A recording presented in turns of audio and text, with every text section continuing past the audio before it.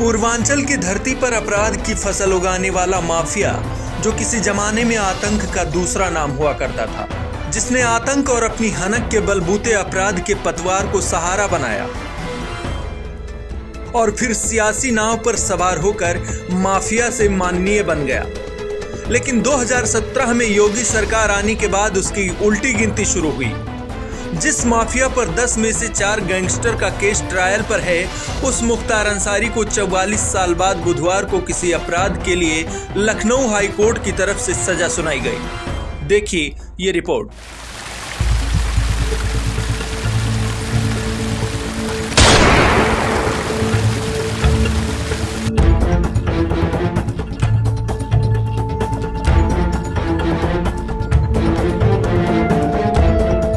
जो कभी जिंदगी और मौत का फैसला करता था, जिसकी शह में पूर्वांचल के बड़े बड़े खूंखार अपराधी पनपते थे। दहशत ऐसी कि उससे आंख मिलाने की जुर्रत कोई नहीं करता था। हनक ऐसी कि लखनऊ में बैठे प्रदेश के हुक्मरां भी उसे अपने पास बैठाते थे। रसूख ऐसी कि डीआईजी से लेकर डीजीपी तक उसके खिलाफ जाने में 100 बार सोचते थे। एक जमाना था जब उसका अचूक निशाना आसमान में उड़ते परिंदों को पलक झपकते ही जमीन पर गिरा लेता था। उसके रास्ते में जो भी आता मारा जाता था। जो बंदूकों से खेलते खेलते सियासत की नाव पर सवार हुआ और फिर सियासी अंडरवर्ल्ड के सफर पर निकल पड़ा। उसके हनक का अंदाजा इस बात से लगाया जा सकता है कि 44 साल तक उसे किसी मामले में सजा ही नहीं हुई। 2003 में एक मामले में मुख्तार जेल में बंद था। जब जेलर ने मुख्तार की तलाशी लेनी चाहिए तो उसने जेलर पर ही पिस्टल तान दी। जेलर को जान से मारने की कोशिश का मुकदमा चला। इस मुकदमे में मुख्तार अंसारी को बुधवार को लखनऊ हाई कोर्ट ने 7 साल की सजा सुनाई है। यूपी की सियासत का एक दौर था जब माफिया मुख्तार अंसारी को लखनऊ में बैठे तमाम सियासी मठाधीशों का पनाह मिलता रहा। सियासी दलों के लिए मुख्तार पूर्वांचल का किला जीतने के लिए सबसे बड़ा हथियार बन गया था। उसकी जुबान से निकले शब्द सरकारी फरमान हुआ करते थे, जिसे ना सुनना बिल्कुल पसंद नहीं था। लखनऊ की छत्र छाया में पूर्वांचल की जमीन पर अपराध और आतंक का कुनबा बढ़ाते बढ़ाते मुख्तार रॉबिन हुड बन गया, जिसने मुख्यमंत्री और उस वक्त के सांसद योगी आदित्यनाथ को भरी संसद में रोने को मजबूर कर दिया था।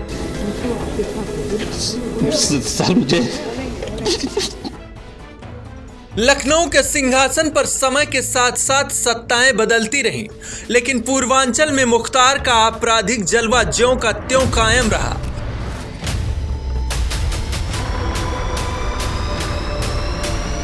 उन्नीस 1995 का एक दौर ऐसा भी आया जब उसने अपनी आपराधिक दुनिया पर पर्दा डालने के लिए सियासत के गलियारों में एंट्री मार ली और 1996 में पहली बार बसपा के टिकट पर मऊ सदर विधानसभा का चुनाव जीता। 2002 और 2007 में निर्दलीय चुनाव जीतकर मुख्तार मुलायम सिंह का करीबी बन गया। लेकिन 2007 में मायावती के सत्ता में आते ही उसने फिर से बसपा की शरण ले ली।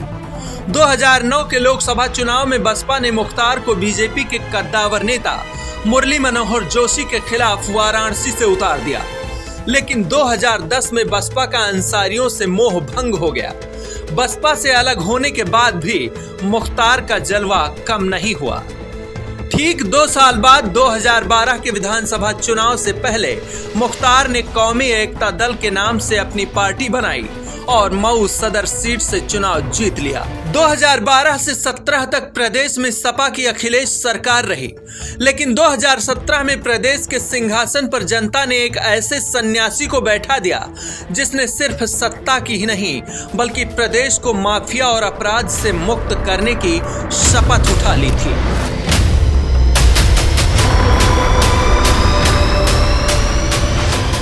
यहाँ से शुरू हुई मुख्तार के अंडरवर्ल्ड और आतंक के अंत की कहानी। प्रदेश में मुख्तार के साथ साथ उसके गुर्गों के भी बुरे दिन शुरू हो गए थे। अपराध के बलबूते खड़े किए गए साम्राज्य को धराशायी किया जाने लगा। अब तक प्रदेश में मुख्तार की 527 करोड़ की संपत्ति पर सरकार का शिकंजा कसा जा चुका है।